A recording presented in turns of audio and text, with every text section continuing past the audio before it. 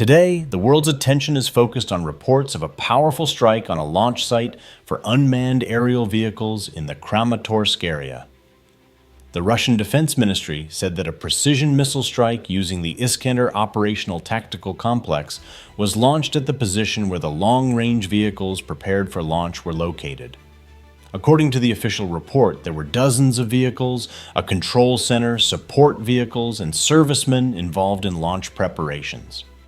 These images were shown by means of objective control, and they clearly show how a point in the sky turns into a bright flash, after which, in a matter of seconds, the area is completely engulfed in flames. Such strikes not only hit military targets, but also become part of the information war, because behind every message there is a struggle for the perception of what is happening. Friends, this is just the beginning of our story. Subscribe to the channel so as not to miss further developments and exclusive materials. Alarming news comes one after another. Along with reports of Russian troops' actions in the Kramatorsk area, information is coming in about the gradual encirclement of the city of Zaporizhzhia. Local Legislative Assembly Deputy Sergei Yurchenko said that Russian units are slowly but surely forming a semi-encirclement, advancing from the Dnipropetrovsk region. According to him, frontal attacks are rarely used. The emphasis is on flanking maneuvers, on creating pockets where the enemy's defenses lose stability. During the same period, news broke of an incident near Kyiv, where a train carrying ammunition exploded on the railway. The explosion occurred near the village of Kalinovka. Damage to the contact network and temporary suspension of passenger trains were reported. Such incidents are becoming part of the overall picture of tension, with each day bringing news of new hotbeds of instability. The episode with the stormtroopers in the Mariupol area deserves special attention. A small group of Russian servicemen secretly approached the fortified point of the Skala unit, where, as the participants in the operation claim, there were foreign specialists. In conditions when other companies could not break through, 4 fighters managed to achieve a result. The story of such a raid sounds like an action-packed story, where determination and secrecy replace numerical superiority. Meanwhile, in the international context, the statements of former U.S. President Donald Trump are attracting increasing attention. He is openly demanding that NATO countries stop buying Russian oil and threatening to impose tariffs on imports from China in the amount of 50 to 100%. The argument is simple. As long as the alliance allies continue to buy energy from Moscow, any sanctions will lose their effectiveness. Trump also says his patience with Vladimir Putin is wearing thin, raising the possibility of new restrictions on Russian banks and the oil sector.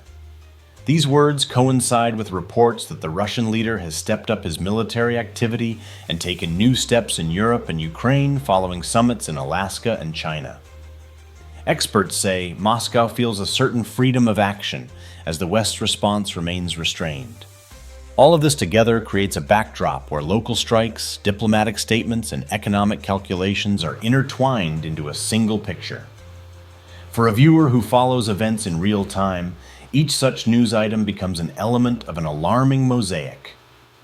In the coming parts, we will analyze in detail the preparation and conduct of operations, and also consider the historical and political context that shapes the current situation. To understand the full depth of what is happening, we need to go back to the details of the operation reported by Russian sources. The Golubovka area, 30 kilometers west of Kramatorsk, has long been considered a key point for launching aircraft-type unmanned aerial vehicles. These vehicles, called Lyuti, are capable of striking objects at a considerable distance. That is why the choice of target for the Iskander operational tactical complex strike was not accidental. According to official data, the operator of the reconnaissance drone identified the location of the command post, support vehicles, and dozens of prepared vehicles. The transmission of coordinates took a few minutes, and soon the missile hit the target. Such actions were the result of months of work to identify logistics hubs where Ukrainian forces prepare equipment for use. But the picture becomes even more tense when viewed in a broader context. At the same time as the strikes near Kramatorsk, Russian troops are advancing toward Zaporizhzhia. Legislative Assembly Deputy Serhiy Yurchenko, who is participating in the operation, claims that the city is being semi-encircled. Unlike direct assaults, which lead to large losses, the strategy of flanking maneuvers allows for the creation of conditions for gradual pressure on the defense. This tactic resonates with historians who recall the events of World War II, when similar techniques were used to encircle and wear down the enemy. At the same time, accidents and incidents occur on the territory of Ukraine itself, adding fuel to the fire of the information war. The explosion of a train with ammunition in the Kyiv region became an event that caused discussion not only in the Ukrainian media, but also in international publications. The reports say that the infrastructure was damaged, that passenger trains were stopped. Such episodes are perceived by society as a sign of instability, and each new incident becomes the subject of speculation about possible sabotage or errors in the organization of transportation. A separate story is unfolding in the Mariupol zone. There, a small group of assault troops managed to break through to the fortified stronghold of the Skala unit. The platoon commander, who introduced himself by the call sign Gurul, said that this position had long remained impregnable for larger units. However, 4 fighters, using stealth and surprise, managed to get behind the lines and complete the task. Their actions are already being called an example of small tactical groups, when determination and preparation are more important than numerical superiority. Against this background, the words of the head of the General Staff of Ukraine, Andrei Gnatov, sound, who stated that every day of military conflict cost the country $172 million. According to him, Ukraine is not able to independently withstand such a burden and is forced to rely on the help of allies. This admission not only reflects economic reality, but also emphasizes Kyiv's dependence on external financing. Another line is noticeable in international politics. Former U.S. President Donald Trump is increasingly vocal about the need to force allies to stop buying Russian oil. His rhetoric is directed not only against Moscow, but also against NATO countries that continue to receive energy resources from Russia. Trump directly mentions Turkey, Hungary, and Slovakia, considering them the most vulnerable links. At the same time, Trump is warning China, threatening to impose tariffs on half or even the entire value of imported goods, in an effort to use economic pressure to change the balance of power. These words come amid reports that Putin has stepped up his activity in Europe and Ukraine after meetings in China and Alaska. If we consider all these events together, it becomes obvious that the front line of the military conflict has long since gone beyond the trenches. Now we are talking about a whole system of actions. These are attacks on logistics. These are diplomatic statements. These are economic levers of pressure. All this resembles a grand chess game where each piece moves not on its own but in close connection with others. It is important for the viewer to understand that every official statement is not just information about a specific event. It is part of a struggle for interpretation. When the Defense Department releases footage of a drone strike, it is not only showing the fact of a missile being used, but also an effort to emphasize the effectiveness of intelligence and the precision of the weapon. When Trump makes threats against allies, he is talking not only about oil, but also about the leadership of the United States in the global system.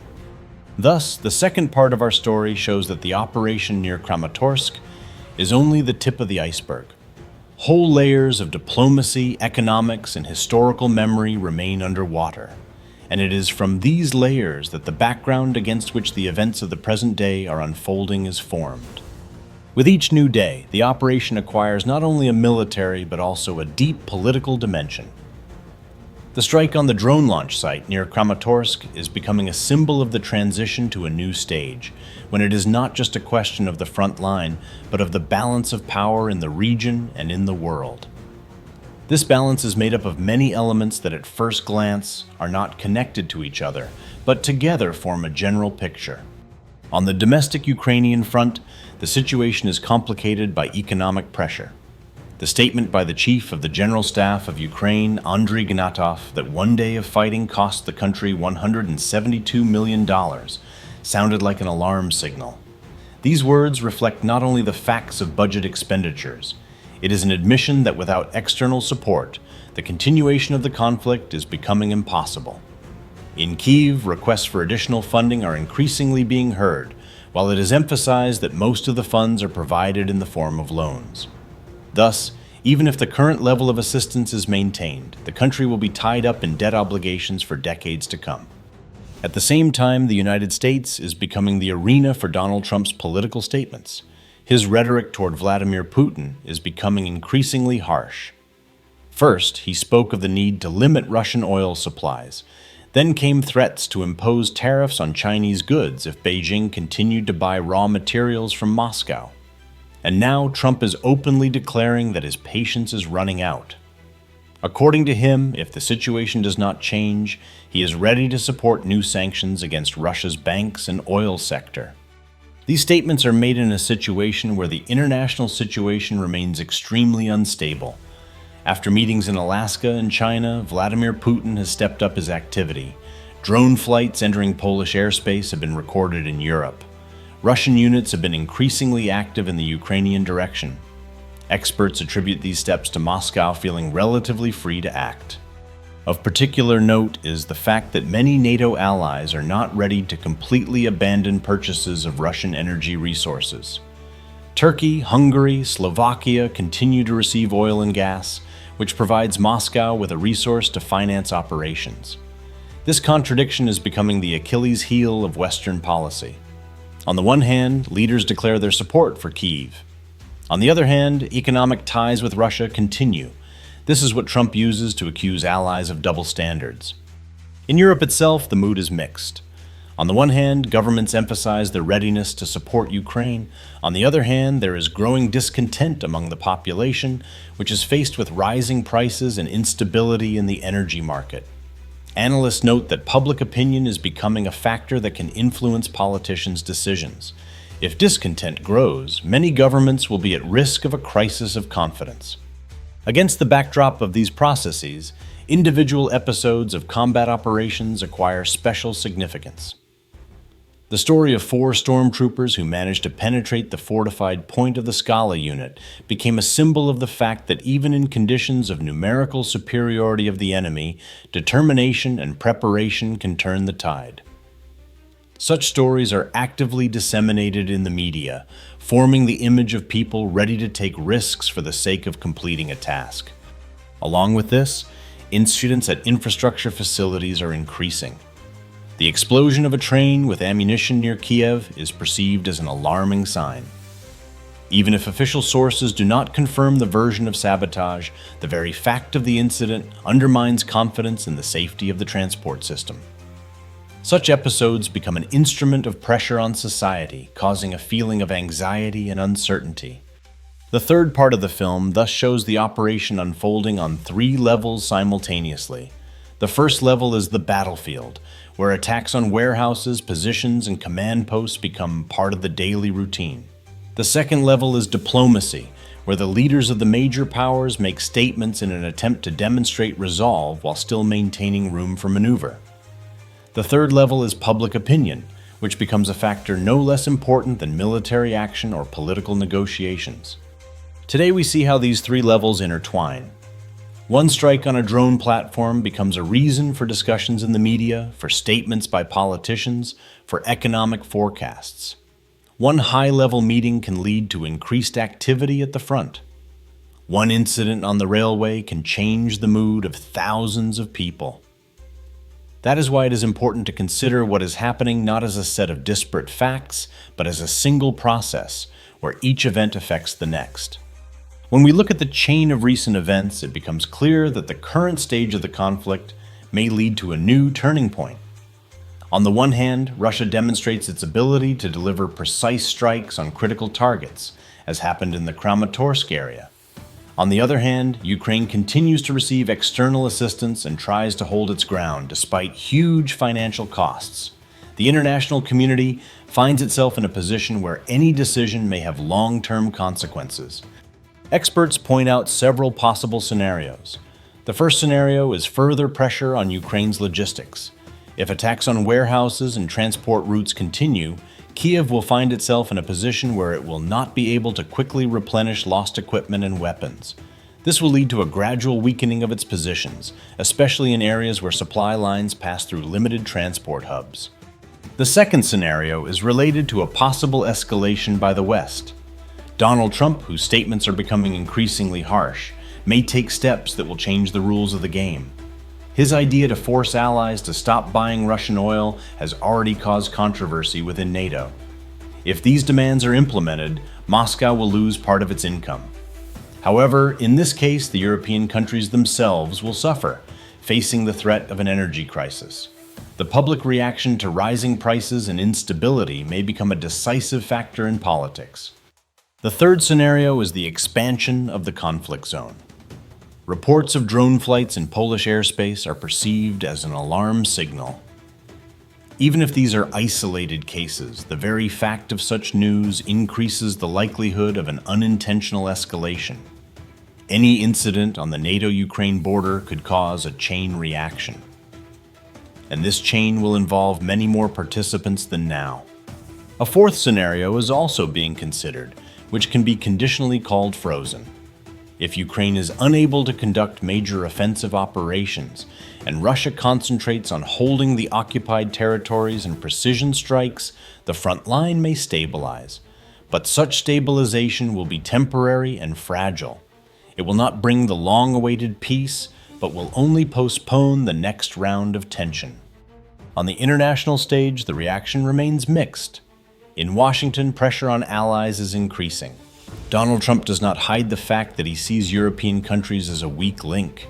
His statements on tariffs against China show that he's ready to use economic weapons as actively as political statements.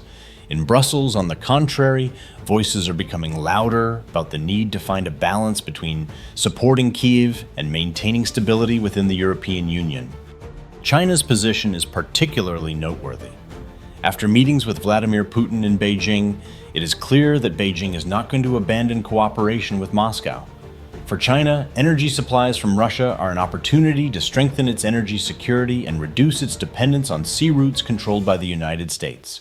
Thus, Trump's attempts at pressure are unlikely to lead to a quick change of course. At the same time, mobilization difficulties are growing in Ukraine itself. According to Russian security agencies, new reserves are being transferred to Sumy Oblast, including servicemen who have not completed their training. This indicates that Kyiv is experiencing a shortage of trained personnel. Such steps could lead to a decline in the quality of combat operations, which in turn will increase the burden on existing units. For society, all this adds up to a picture of an alarming future.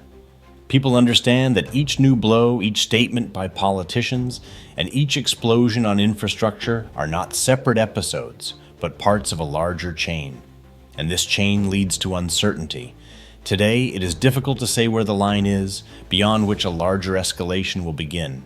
But all signs indicate that tensions are only growing. Experts predict that the coming months will be critical.